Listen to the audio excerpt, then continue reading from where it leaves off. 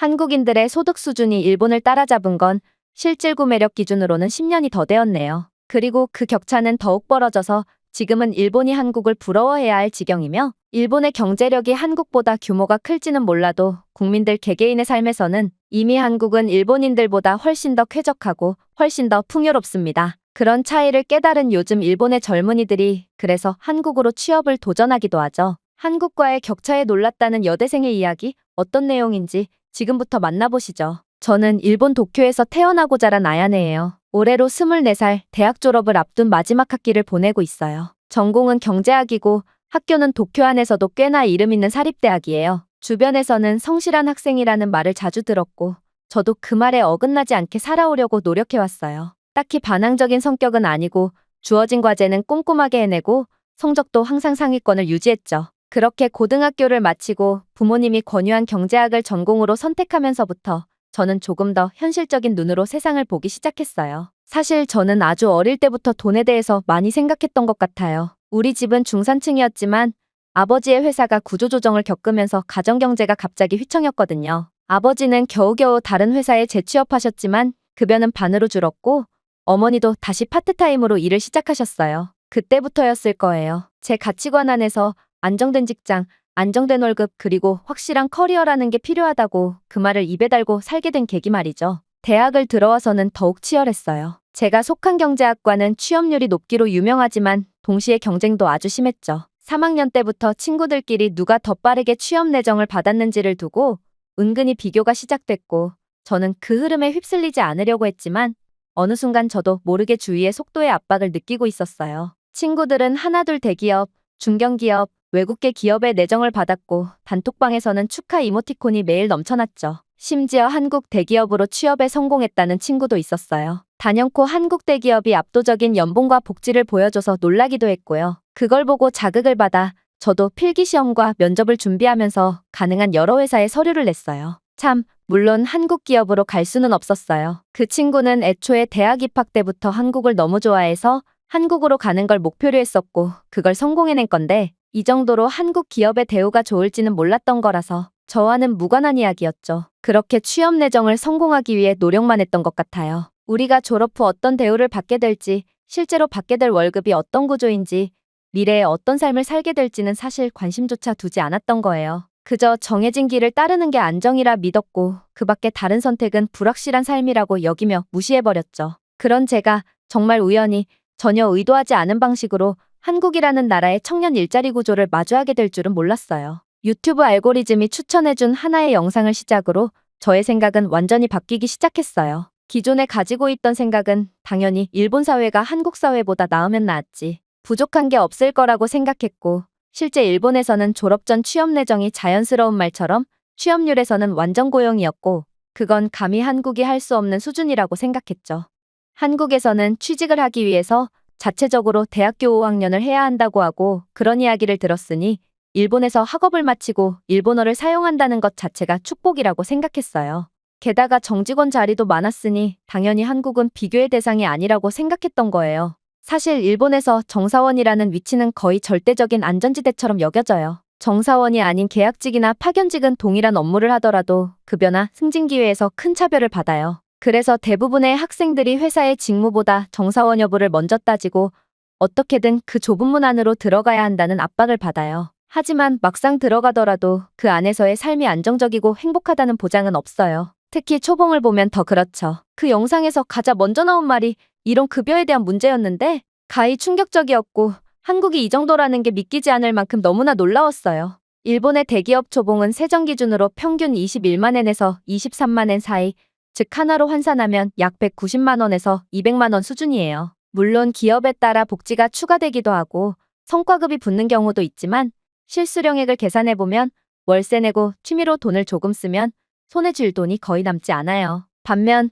회사는 보통 입사 초기부터 긴 근무 시간과 야근, 회식 문화를 요구해요. 신입은 말없이 배우는 게 도리라는 문화가 아직도 강하게 남아있죠. 그런 분위기 속에서 저도 자연스럽게 어딜 가든 다들 고생하니까 그냥 참고 다니는 거지라는 생각을 갖고 있었어요. 심지어 어느 순간부터는 월급이 적은 건 당연한 거고 신입은 희생이 필요한 시기라고 여기는 게 어른스러운 태도라고 생각하게 됐어요. 꿈이나 만족감 같은 감정적인 요소는 점점 밀려나고 얼마나 참고 버티느냐가 곧 인생의 지표가 되는 듯했죠. 저뿐만 아니라 제 친구들도 비슷했어요. 내정된 회사에 대해 자랑스럽게 말하는 친구는 거의 없었어요. 오히려 아직은 그냥 들어가는 게 목표였으니까 여기 아니면 다른 데도 비슷할 거라는 말로 자기 자신을 납득시키는 친구들이 많았어요. 그 누구도 진심으로 기대된다고 말하지 않았고 다들 묘하게 무표정했어요. 이런 분위기 속에서 저도 그냥 이게 현실이니까라는 생각을 했어요. 일본에서 태어나 지금까지 일본이 당연하다고 생각했던 저에게는 이 시스템이 비정상으로 보이지 않았거든요. 다들 그렇게 살고 그렇게 참고 있고 어쩌면 나도 그렇게 되는 게 자연스러운 수순이라 믿었어요. 그리고 그 믿음이 단 한 편의 유튜브 영상으로 흔들리기 전까지는요. 처음 그 영상을 본 건 사실 아무런 의도도 없는 흥미 위주였어요. 시험이 끝나고 오랜만에 조금 여유로운 시간을 보내던 중 유튜브 알고리즘이 저에게 추천한 한 영상이 눈에 띄었어요. 썸네일에는 커다란 숫자가 적혀 있었어요. 신입 초봉 5천만 원? 한국 대기업 연봉 현실. 처음엔 그저 흥미 반, 믿기지 않은 반의 마음으로 클릭했어요. 아무리 한국이 잘 나간다 해도 어떻게 신입사원이 그런 연봉을 받을 수 있나 싶었거든요. 일본에서는 연차가 꽤 쌓여도 초봉에서 크게 오르지 않기 때문에 저 숫자는 거의 다른 세상 이야기처럼 느껴졌어요. 그런데 영상 속에서 설명하는 내용은 단순히 연봉 숫자 하나에 그치지 않았어요. 설명하는 사람은 실제 한국의 대기업 재직자였고 연봉이 어떻게 책정되는지, 연차에 따라 어떤 보상이 주어지는지, 어떤 구조로 복지와 승진 체계가 운영되는지 아주 구체적으로 이야기하고 있었거든요. 예를 들면 대기업 기준 신입 초봉이 세전 5천만 원 내외라는 점,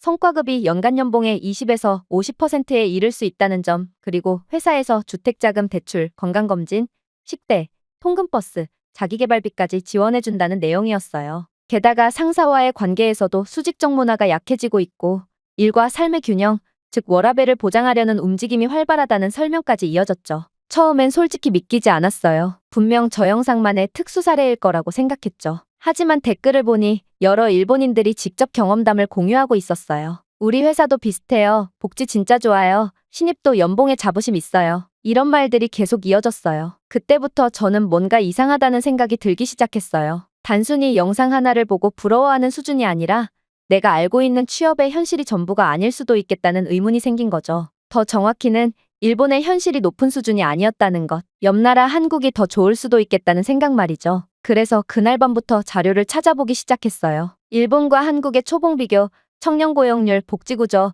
노동시간, 조직문화까지. 생각보다 한국은 청년을 위한 데이터와 자료가 아주 투명하게 공개되어 있었어요. 예를 들어 고용노동부와 대기업 채용공고 페이지에서는 초봉과 복리후생이 명확히 적혀 있었고 공공기관의 경우에는 신입사원 기준 연봉이 공개되어 있어서 누구나 쉽게 비교할 수 있었어요. 반면 일본은 그런 정보가 상당히 폐쇄적이고 연차를 쌓아가며 배워나가는 구조라는 전제가 강해서 신입에 대한 구체적인 정보는 찾기 어려웠거든요. 그리고 충격적인 사실 하나를 알게 됐어요. 한국에서는 좋은 회사를 가는 것과 좋은 조건을 누리는 것이 어느 정도 연계되어 있는 반면 일본에서는 이름 있는 회사에 들어가도 그 조건이 따라오지 않는 경우가 많다는 점이었어요. 심지어 어떤 한국 기업들은 1인당 업무 강도 관리 지표를 따로 운영하면서 직원의 소진 방지까지 신경 쓴다는 걸 알게 되었을 때 말 그대로 눈이 번쩍 뜨였어요. 그때부터였어요. 저는 단순히 부러운 감정을 넘어서 내가 지금까지 당연하다고 여겼던 기준들에 대해 본질적인 질문을 던지기 시작했어요. 내가 지금 준비하고 있는 직장은 나에게 어떤 삶을 줄까? 이게 정말 최선의 선택일까? 그리고 그 순간부터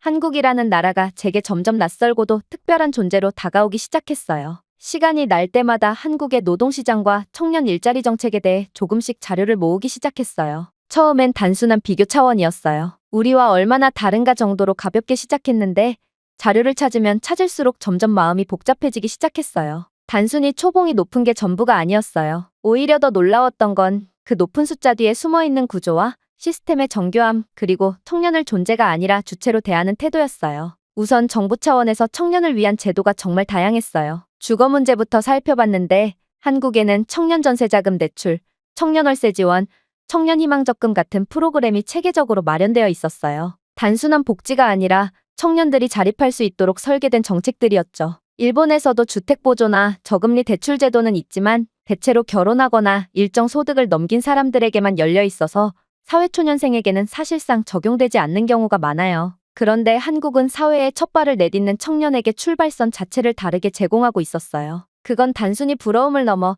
존중받는 느낌이었어요. 내가 만약 이 나라의 청년이라면 무언가 해낼 수 있을 것 같다는 생각이 들었죠. 또 하나 놀라웠던 건 커리어에 대한 접근 방식이었어요. 한국은 단순히 취업만을 성공이라 여기지 않더라고요. 창업, 이직, 직무 전환, 재교육에 대한 지원 시스템이 굉장히 촘촘하게 마련되어 있었고 실제로 많은 청년들이 그 제도를 활용하고 있었어요. 심지어 유튜브나 블로그, 커뮤니티에 보면 공공기관 퇴사하고 창업했습니다. 대기업 3년차, 퇴사 후 IT 부트캠프 수료하고 이직 성공했어요와 같은 이야기들이 굉장히 활발했어요. 일본에서는 퇴사가 고실패처럼 여겨지고 한번 빠지면 다시 돌아가기 힘든 구조가 강하거든요. 저희 아버지도 직장에서 나온 뒤로 우리 가족이 힘들어졌던 것처럼 말이죠. 반면 한국은 한 번의 선택이 전부가 아니다라는 분위기가 있었어요. 그 유연함이 정말 신선하게 느껴졌어요. 그리고 정말 충격이었던 순간은 어떤 커뮤니티 글을 보면서였어요. 한 사람이 이런 글을 썼더라고요. 우리 회사는 신입사원도 일만 잘하면 팀장이랑 같이 기획안을 냅니다. 직급보다 의견이 우선이에요. 그 아래에 수많은 공감 댓글이 달렸고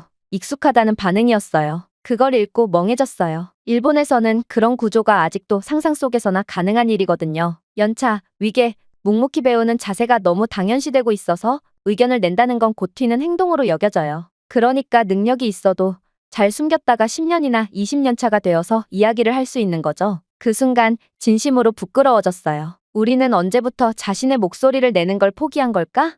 언제부터 회사가 시키는 걸 묵묵히 해내는 게 성실함이라고 믿게 된 걸까 하고 말이죠. 그리고 마침내 하나의 결론이 마음속에 조용히 내려앉았어요. 지금 내 앞에 놓인 취업이라는 길은 양질의 일자리가 아니구나. 누구도 말해주지 않았지만 숫자와 데이터, 사람들의 목소리가 그것을 알려줬어요. 내가 진짜 부러워한 건 한국의 연봉 5천만 원이 아니었어요. 더 놀라웠던 건 당연히 더 있더라고요. 어느 대기업에서는 신입사원부터 자기계발비, 도서비, 체력단련비를 매달 제공하고 회사 내에 수면실, 심리상담실, 헬스장까지 갖춰져 있다고 했어요. 또 다른 기업은 연간 리프레시 휴가 외에 장기 근속자에게 유급 여행비를 지원하고 있었고요. 공공기관에서도 비슷했어요. 건강검진은 기본이고 육아휴직과 출산휴가제도, 배우자 출산휴가까지 당연히 제공되며 그것을 쓰는 직원에게 불이익이 없도록 내부 교육도 철저히 한다는 걸 알게 되었죠. 그뿐만 아니라 회식 문화도 바뀌고 있다고 했어요. 예전에는 한국도 회식이 강압적인 분위기라고 들었는데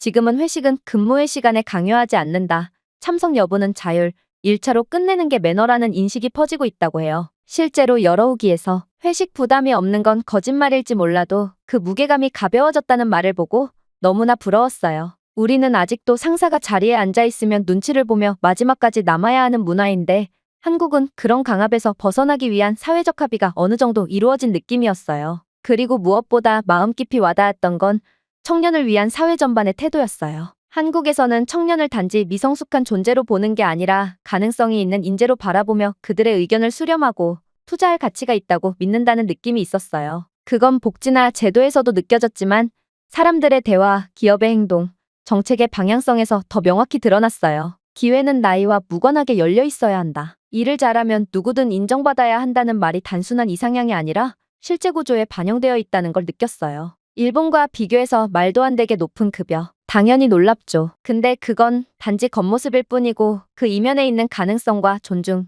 기회의 구조가 한국을 부러워하도록 만들었던 거예요. 종합적으로는 한국은 과거에서 지금까지 발전을 해오고 있었고 북유럽에 좋은 복지제도를 도입하려고 꾸준히 노력하고 있었다는 거죠. 그리고 실제 그게 현실화가 되고 있고 계속해서 변화하고 있다는 거예요. 일본은 그와 비교해서 1990년대에 완성된 시스템을 그대로 가져가려고 하고 있고 변하지 않고 고정적이라는 지적이 있는데 그런 인식 차이가 이렇게 큰 변화의 차이를 만들어냈고 지금은 격차라는 단어를 써야 할 만큼 한국과의 격차가 존재하게 되었다는 슬픈 사실이죠. 동시에 부러운 사실이기도 하고요. 그날 이후 저는 더 이상 예전처럼 회사의 이름만을 쫓을 수 없게 되었어요. 처음으로 내가 어떤 삶을 살고 싶은지, 어떤 구조 속에서 일하고 싶은지를 고민하게 됐어요. 그리고 그 고민을 하게 만들어준 나라, 그게 한국이었어요. 이렇게 한국을 알아보면서 철학적으로도 느낀 게 많았어요. 물론 한국 사회도 완벽하진 않을 거예요. 어디든 문제는 있고 불만은 존재하겠죠. 하지만 저는 한국에서 그 문제를 바꾸려는 힘과 바뀔 수 있다는 희망을 느꼈어요. 그리고 그게 무엇보다 부러웠어요. 청년이 숨 쉴 수 있는 사회, 자신의 가능성을 실험해 볼 수 있는 구조, 결정에 대한 존중과 실패에 대한 여유,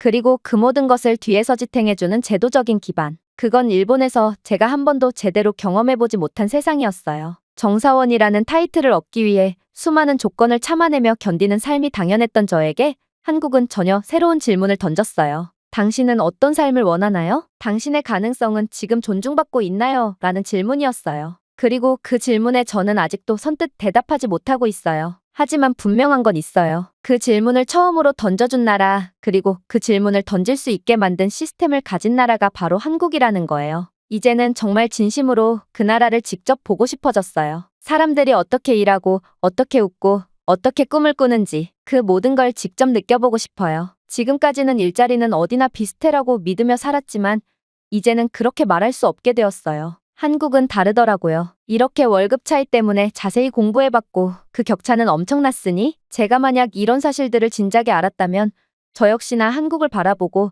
취업 준비를 했을지도 모르겠네요. 단순히 앉아서 월급이 10만 원짜리 평범한 직장인으로 살아가느니 한국에서 제대로 돈도 벌어보고 제대로 즐겨보고 일본에서의 늘 빠듯한 삶과 다른 삶을 살아볼 수 있지 않았을까 싶네요. 저는 아직 고등학생인 동생에게 제가 이렇게 공부한 내용, 알아본 내용을 알려주려고 해요. 한국은 솔직히 우리 일본과 정서도 잘 맞고 친근한 존재이니 이걸 기회로 삼아보라고 말이죠. 오늘의 사연 어떠셨나요? 저는 이 영상을 만들며 새삼 우리나라 제도가 참 좋구나. 이렇게 기회를 주고 도전하도록 국가가 서포트해주는구나. 새삼 다시금 깨닫게 되었습니다. 과거 오직 자신의 힘만으로만 성장해야 했던 기성세대들과는 달리 지금은 차원이 다른 혜택이 있죠. 그래도 힘들다고 불평하는 청년들에게 비난보다는 응원의 한마디가 어떨까요? 오늘의 사연은 여기서 마칩니다. 즐거운 주말 보내세요.